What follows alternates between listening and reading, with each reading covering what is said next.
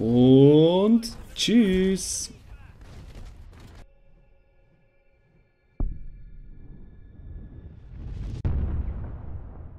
Hey Gamerinos, ich bin's, der B-Mac, der Mark, und hier ist täglich ein Update mit einem neuen Charakter von Overwatch Closed Beta, wo so viele von euch wollen spielen. Ich habe das Glück, ich darf's, und das Mal schauen wir uns den Junkrat an. Der Typ sieht ein bisschen aus wie aus Mad Max für alle Älteren unter euch, oder die den neuen Film mit dem Tom Hardy haben geschaut.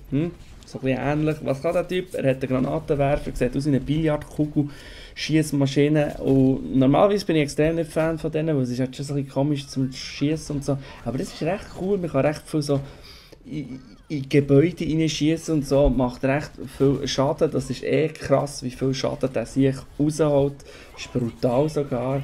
Also gegen jenste Gegner hat man recht gute Chancen. Was hat er schon außer seine Waffe? Er hat noch so ein, ja, was ist das? Ein Sprungbrett sozusagen, so eine Mine, Haftmine, wo man sich selber in die Luft schießen kann oder Gegner zurückstoßen. Macht auch recht Sinn. Und das Coolste eigentlich ist seine Falle, wo der Gegner bleibt hängen, wenn man so am Boden schießt. Und dann kann man gerade kleinere Gegner, die mobil sind, wie ein Genji oder wie ein Tracer, eigentlich One-Shotter gerade kaputt machen. Diesen Charakter kann man einsetzen, sowohl defensiv als auch offensiv. Er ist beides gut, wobei ich fast finde, er ist offensiv besser als defensiv. Er ist sehr beliebt, hat von meiner Meinung her noch fast ein bisschen zu viel Schaden, den er rausholt. Also der wird wahrscheinlich bis zur finalen Version auch noch ein bisschen genervt. Trotzdem, er macht Spass, er sieht geil aus. Also geil, er hat kein Bein, aber ihr wisst, was ich meine. Das ist noch ein bisschen cool. Und es ist für all die vielleicht nicht von einem Shooter kommen, sondern vielleicht von einem MOBA oder von WoW oder ich weiss noch nicht, vom Hentai Erotik Simulator, was ihr auch immer spielt.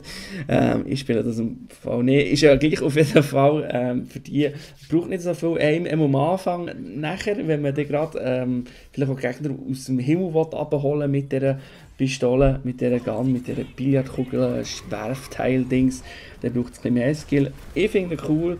Eure Meinung könnt ihr mir gerne posten. Oben rechts könnt ihr das abonnieren, liken oder mir unten dran irgendwelche Schlemperlinge herschreiben. Ist mir echt relativ egal.